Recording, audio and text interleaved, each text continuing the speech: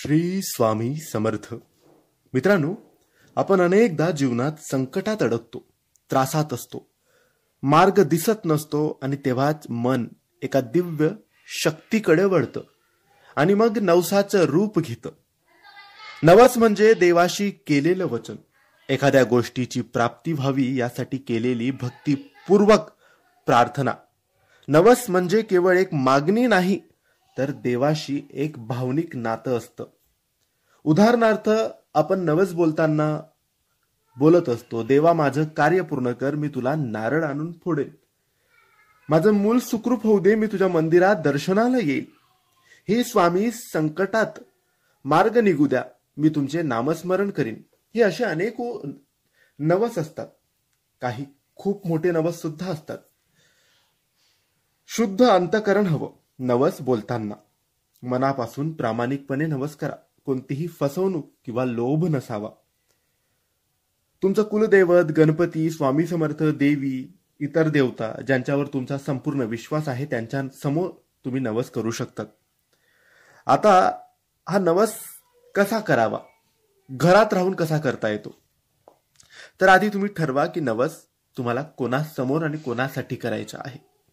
म्हणजे स्वामींच्या समोर करू शकतात, कुलदेवी समोर, गणपती बाप्पा समोर, किंवा स्वामींच्या केंद्रात जाऊन, मठात जाऊन, किंवा घरी. आणि नवस आपल्याला करायचा असतो, बोलायचा असतो, तेव्हा एक पूजेचे नारळ सोबत आणायचं, सोबत घ्यायचं आणि ते नारळ घेऊन देवघरात बसायचं. आणि मग ज्या देवाच्या नावाने नवस करायचा आहे त्या देवाचं नाव घ्यायचं. हे स्वामी महाराज, किंवा हे श्री गणेश गणपती, किंवा तुमची कुलदेवी, किंवा अन्य कोणी. माझं हे पूर्ण होऊ द्या, ते पूर्ण होऊ द्या, माझं काम झालं तर मी तुमच्या दर्शनाला येईल, किंवा मी सत्यनारायणाची पूजा घालीन, किंवा मी तुमची ओटी भरेन, किंवा मी 5 गरीब लोकांना जेवण अर्पण करेन, किंवा मी अन्नदान करीन. तुमच्या परीने तुम्ही जे करू शकत असाल, तुमची शक्ती असेल, तुमची इच्छा असेल, म्हणजे आपण जे करू शकतो ना तेच बोलायचं. असंही बोलू नये की ते आपल्याकडून कधीच पूर्ण होणार नाही. भरपूर लोक बऱ्याचशा गोष्टी बोलून जातात, पण त्या गोष्टी त्यांच्याकडून पूर्ण होत नाही. मग त्यांना अडचणींचा सामना करावा लागतो. म्हणून आपण असंच बोलावं जे आपण पूर्ण करू शकू. किंवा तुमचे कुलदेवीला तुम्ही नवस करत असाल, स्वामींना नवस करत असाल, तर असं बोला की हे स्वामी महाराज, माझी ही गोष्ट पूर्ण होऊ द्या, मला ते मिळू द्या, मी तुमच्या दर्शनाला अक्कलकोटला येईल. हे कुलदेवीला नवस करत असाल तर कुलदेवीच्या दर्शनाला येईल, असं बोला. कारण ते आपण पूर्ण करू शकतो.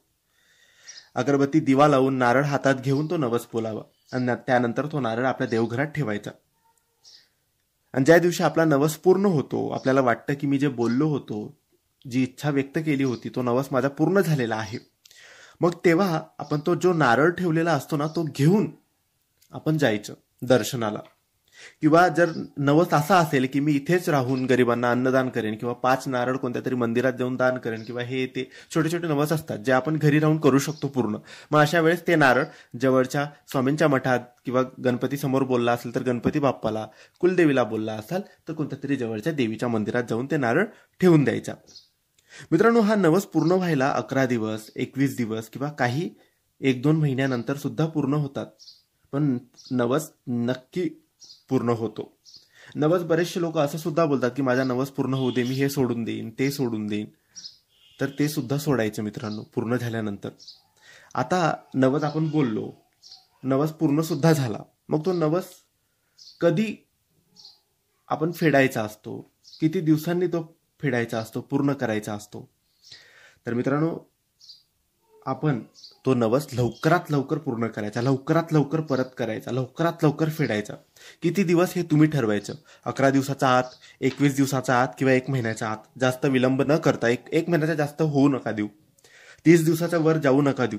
जर तुमची इच्छा पूर्ण झाली आहे, तुम्ही बोलला होता तो नवस पूर्ण झाला आहे, तर 11, 21 किंवा 30 दिवसाच्या आत तो नवस नक्की पूर्ण करून घ्या. आणि घरी राहून सोप्या रीतीने नवस तुम्ही बोलू शकतात आणि तो पूर्ण सुद्धा करू शकतात.